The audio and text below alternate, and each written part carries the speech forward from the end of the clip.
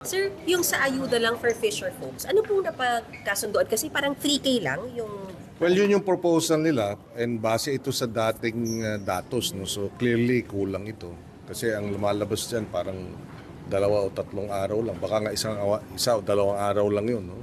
Ang paglabas ng ating mga fisher folks. So kulang.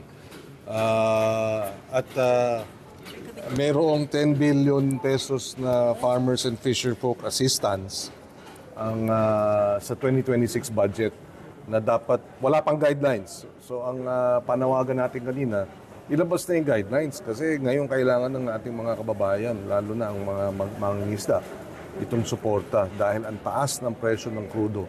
80%, 80% ng production ng ating pangingisda ay krudo. So you can imagine yung napakabigat at yung assistance, yung fuel subsidy has to happen ASAP. Meron silang existing 75 million sa current budget nila, kulang din yon kasi 3,000 lang yon. Kailan po mabibigay sir yung 3K na yun? Yun ba yung ASAP din? Yun, pwede nang ipamigay yun. Pero yun nga, they have to act quick, di ba? At ensure na, tsaka 15,000 lang ang makikinabang doon sa 50 million, tapos meron pang additional 25 million. So, they have to act.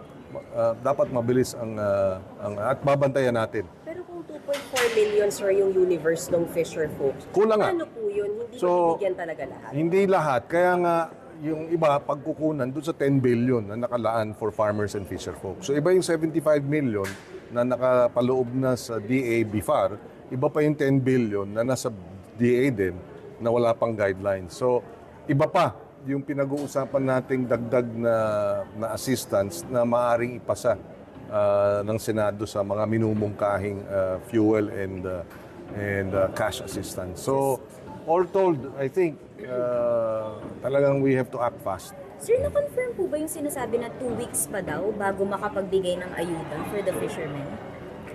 Hindi Sabi ko ng Sinag? hindi ko na kuha doon sa hearing. Pero dapat right away.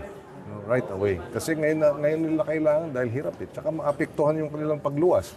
Kung every other day na lang sila luluwas, edi tataas ang presyo ng yung supply mababawasan, tataas ang presyo ng isda. Sir, sorry, just to be clear. Ano po yung 10B ng DA? Yan yung farmers and fisher folk cash assistance.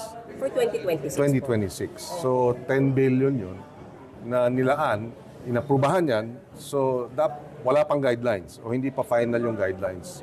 So, dapat isama sa guidelines yung additional cash fuel subsidy assistance. Sir, hindi ba tatagalan kung hihintayin pa natin yung guidelines na mabuo ng tulong? Hindi dapat.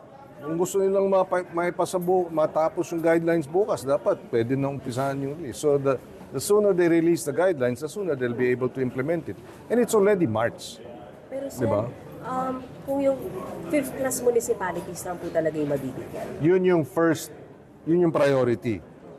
And they're talking about yung 75 million. That's why talagang yung 10 billion, kinakailangan yung guidelines para mas marami pang matutulungang fisher folk. Pero for the Senate, sir, at least for you, hanggang sino dapat yung makakatanggap? Yung buong 2.4 million po ba dapat makatanggap? Since lahat naman yun, sir, apektado ng mataas na presyo ng crude. Well, we will work towards being able to reach as much. In fact, kasama dyan sa yung ipapanukalang dagdag na fuel subsidy. Kasi hindi ito, pending bill pa ito eh. So, kailangan din nating